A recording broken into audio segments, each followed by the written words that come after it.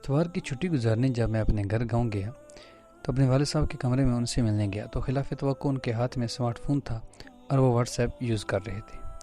میرے لیے یہ صورتحال صرف نئی نہیں تھی بلکہ حیران کن بھی تھی۔ حیران ہو کر پوچھا کہ ابا جی لگتا ہے تبدیلی آ گئی ہے اس عمر میں واٹس ایپ؟ ابا جی مسکرائے اور کہنے لگے یہ اتنی بھی بری چیز نہیں۔ آپ نے کہا ایک نقطہ بڑی آسانی سے اس موبائل نے مجھے سمجھا دیا ہے جو میں برسوں سے نہیں سمجھ پایا تھا۔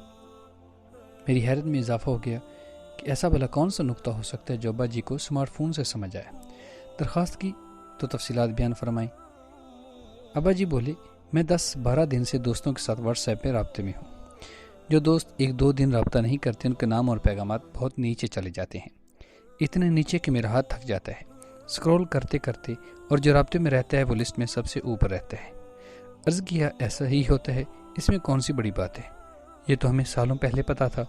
ابا جی کہنے لگے تم نے میری بات پر غور نہیں کیا، ہم سب کا ایک رب ہے، جب ہم اس کے ساتھ رابطے میں رہتے ہیں، اس کو یاد کرتے ہیں، اس سے مانگتے رہتے ہیں تو اس کے پاس موجود لسٹ میں ہمارا نام اوپر ہی اوپر رہتا ہے، لیکن جیسے ہی ہم اس سے غافل ہو جاتے ہیں لسٹ میں ہمارا نام بہت نیچے چلا جاتا ہے۔ بس میں یہی نقطہ سمجھا ہوں کہ اگر اس کی لسٹ میں نام اوپر رکھنا ہے تو وقتاً فوقتاً اسے کسی نہ کسی طرح یاد کرتے رہنا چاہیے۔